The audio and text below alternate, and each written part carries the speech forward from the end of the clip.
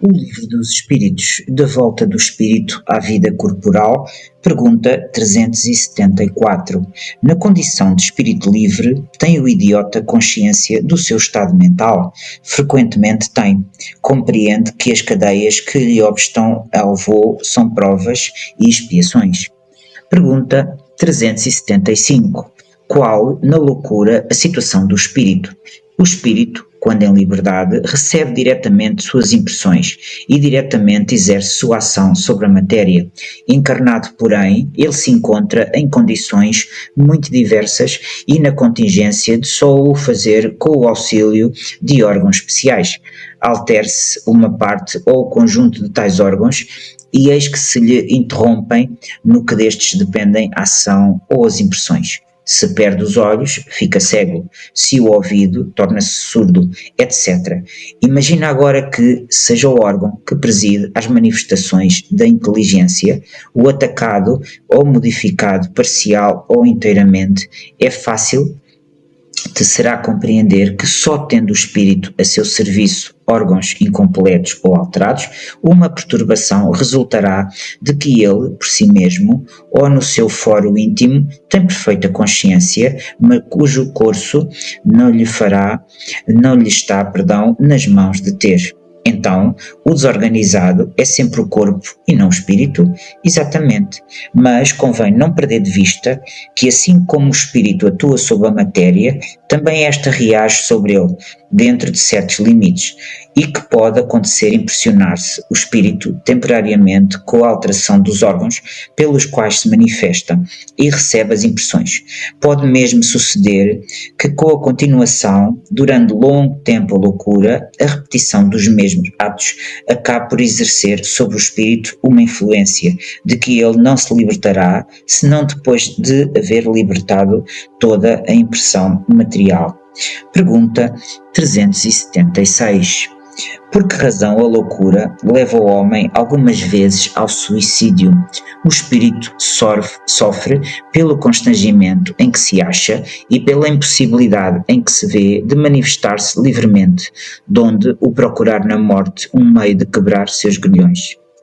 Pergunta 377. Depois da morte, o espírito do alienado se ressente do desarranjo de suas faculdades? Pode ressentir-se. Durante algum tempo após a morte, até que se desligue completamente da matéria, como o homem que desperta se ressente por algum tempo da perturbação em que se lançara o sono. Pergunta 378. De que modo a alteração do cérebro reage sobre o espírito depois da morte? Como uma recordação, um peso oprime o espírito e como ele não teve a compreensão de tudo o que se passou durante a sua loucura, sempre se faz mister um certo tempo, a fim de se pôr ao corrente de tudo. Por isso é que, quanto mais durar a loucura no curso da vida terrena, tanto mais lhe durará em certeza o constrangimento depois da morte. Liberto do corpo, o espírito se ressente, por certo tempo, da impressão dos laços que àquele o prendiam. A infância. Pergunta 379. É tão desenvolvido quanto a de um adulto o espírito que anima o corpo de uma criança? Pode até ser mais, se mais progrediu. Apenas a imperfeição dos órgãos infantis o impede de se manifestar, obra de conformidade com o instrumento de que dispõe. Pergunta 380. Abstraindo do obstáculo que a imperfeição dos órgãos opõe à sua livre manifestação, o espírito numa criancinha pensa como criança ou como adulto? Desde que se trate de uma criança, é claro que, não estando ainda nela desenvolvidas, não podem os órgãos da inteligência dar toda a intuição própria de um adulto ao espírito que a anima. Este, pois, tem efetivamente limitada a inteligência, enquanto a idade se lhe amadurece a razão. A perturbação que o ato da encarnação produz no espírito não cessa de súbito por ocasião do nascimento. Só gradualmente se dissipa com o desenvolvimento dos órgãos. Há um fato de observação que apoia esta resposta. Os sonhos, numa criança, não apresentam o caráter dos de um adulto.